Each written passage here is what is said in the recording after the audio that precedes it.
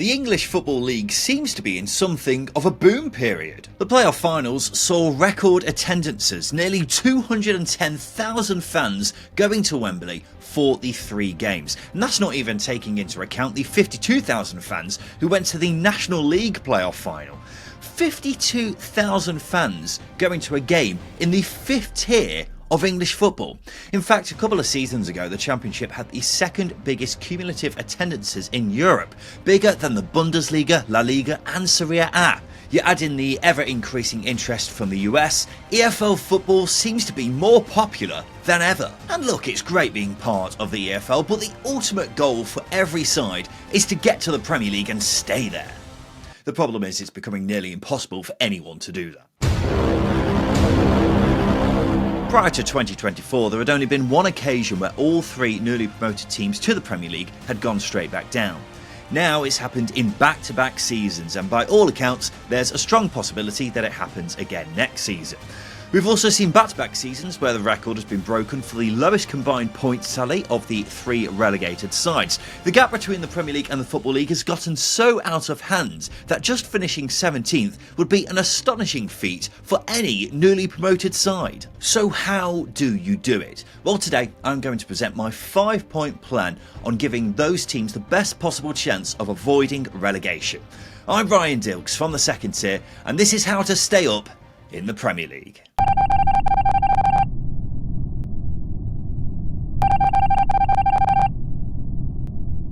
I don't think I'm shocking the world by saying that newly promoted sides have to spend money if they want to stand any chance of staying up in the Premier League. But the amounts they have to spend is way past eye-watering levels. Let's have a look at last season. So you had Ipswich Town, who spent around £130 million on transfer fees. Leicester spent around 77 million and Southampton spent over 100 million. Just digest that for a second. Modern day football means that you can spend over £100 million, and that means you marginally avoid breaking the record for the lowest points tally in a Premier League season. It's astonishing figures, but it says a lot about the sheer size of the gap that newly promoted sides are trying to bridge. To give yourself any chance, you have to be willing to spend a lot of money, but also your recruitment has to be absolutely spot on. That's very much easier said than done, but unfortunately it's the minimum requirement for teams nowadays.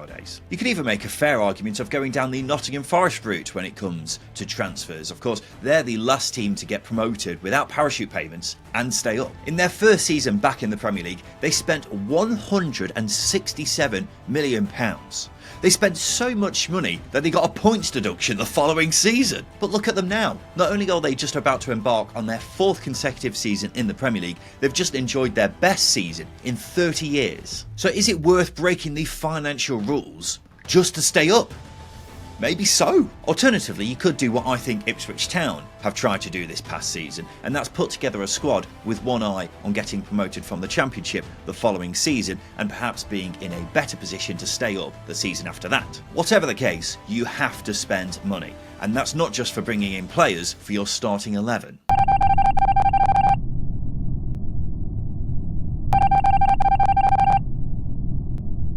One thing that I think is so often underestimated by fans in terms of its importance for newly promoted sides is squad depth. One of the massive advantages that the Big 17, as we'll call them in this video, have over newly promoted sides is they essentially have 3 11s worth of Premier League players. They've been in the Prem for so long that they've been essentially able to stockpile players who would walk into every Championship side. It means that injuries, players dropping out of form, those things barely affect those clubs in comparison to the newly promoted sides. Case in point, Wolves, arguably the weakest side in that Big 17.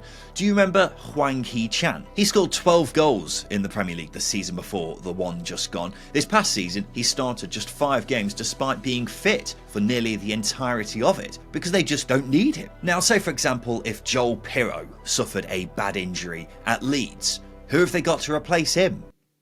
Patrick Bamford? Squad depth is arguably the biggest advantage that those 17 teams have over newly promoted sides, and it's something that's incredibly difficult for them to compete with. So that's why, as well as spending a lot of money, quantity is almost as important as quality. Going back to Nottingham Forest, it's not the most ridiculous idea to repeat what they did when they came up to the Prem. They infamously signed 22 players that summer, which was mocked at the time, but it's worked out for them. It at least meant they weren't at as much of a disadvantage in terms of squad depth, and also if they did go down, they would certainly have some players left over to help them get back up to the Premier League. Also got to be pointed out that since the 5 sub rule came in, that's meant squad depth is even more important.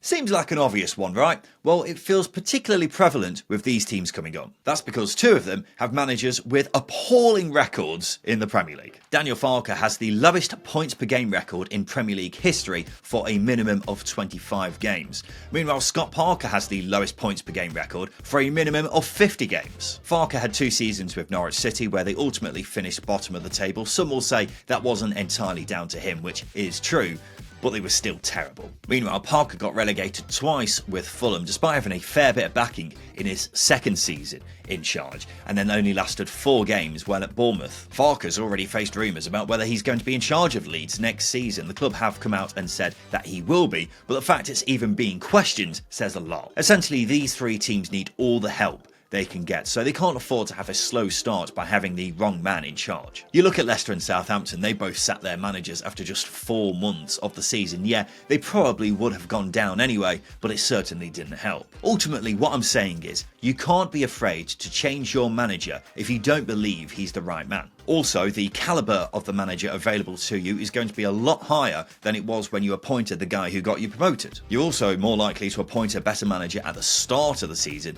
than you would do if you sack your manager after 10 games when you're however many points adrift. So unfortunately, there's no room for sentiment. If you want to stay up, you need to have the right man steering the ship from the very start. And most importantly, with that man, they need to be tactically flexible. Because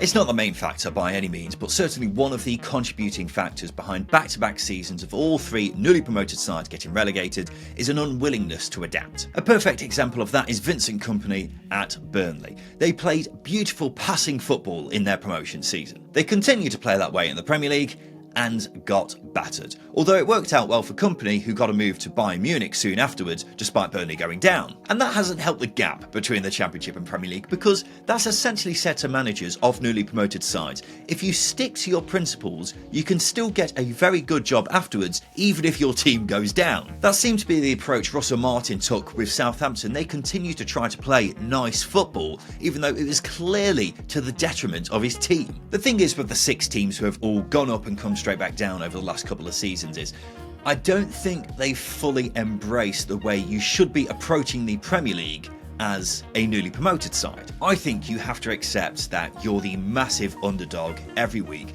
defend for your lives and counter-attack. Is it going to be very pretty? No. Are you still going to get battered every week?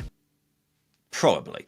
But that's how I think you've got to approach it. No style, just results. The 2 teams who were perhaps closest to doing this were Luton under Rob Edwards, who were very competitive in the first half of their season, and then Leicester under Steve Cooper, who did surprisingly alright despite getting sacked not long into the season. Out of the 3 managers who have got promoted this season, Scott Parker and Regis Lebris have shown they know how to play this way. Lebris in particular did it to great effect in the playoff semi-finals against Coventry. If Sunderland played like that over 38 games next season in the Premier League, they would certainly do a lot better than the 3 teams who have just got relegated this past season. And Scott Parker has shown on plenty of occasions with Burnley that he knows how to do it as well, which makes it all the more surprising that his Premier League record is so poor. Daniel Farke with Leeds, I can't think of too many occasions when he's shown he knows how to play that way, which is another reason why I have reservations over whether he's the right man to lead them into the Premier League. But the bottom line is you have to be grinding out results if you want to stand any chance of staying up. Yes, it won't be pretty,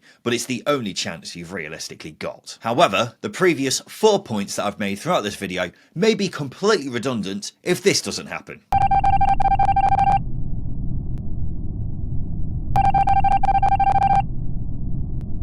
The sad fact of the matter is that the gap between the Premier League and Championship is so big that you essentially need this to happen. You can do everything right, the recruitment, the manager, the style of play, and it still might not be enough. And the reason is because the Big 17 have such an advantage over teams coming up from the Championship. Next season, every one of those 17 sides will have had at least 4 successive seasons in the Premier League. That's 4 seasons worth of Premier League money and 4 seasons of assembling Premier League quality squads. The amount of catching up newly promoted sides have to do is enormous. And so realistically, you are asking one of those 17 sides to have a stinker of a campaign.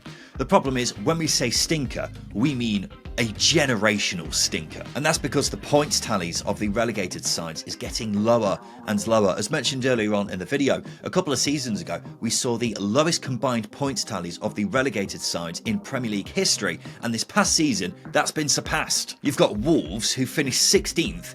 They wouldn't have been far off staying up with half of their points tally from this past season. You're asking for such a huge drop-off from someone. It's almost a once-in-a-generation bad season. And so ask yourself this: who is the most realistic team to go down out of the current Big 17? Wolves, West Ham, Everton? Yes, they've each got their own problems, but could you really see any of them having that bad a season?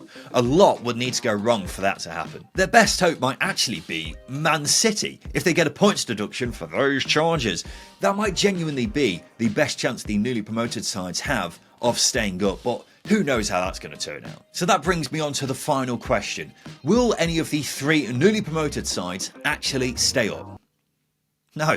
It's so depressing saying that at the start of June before they've even had a chance to really get going in terms of signing players, but it's the sad reality of the situation. As someone who watches Championship football for a living, I actually think these 3 sides are the poorest set of newly promoted sides we've seen in a while. Despite 2 of them getting 100 points, they've each had several issues throughout the season. And even if we saw a team absolutely crush the Championship, they would still need to do a lot of work in the summer to stand any chance of staying up. It won't be surprising for most to hear that I think Leeds have the best chance of doing it, mainly because of their resources. I'm expecting them to go big with their transfer business this coming summer, and there's a good chance they get almost everything right. I would be confident in saying they will get a bigger points tally than any of the 6 relegated sides have over the past couple of seasons, although admittedly that's not a very high bar considering the current highest tally is Luton with 26. However, I'm just seriously struggling to see past the biggest question of all,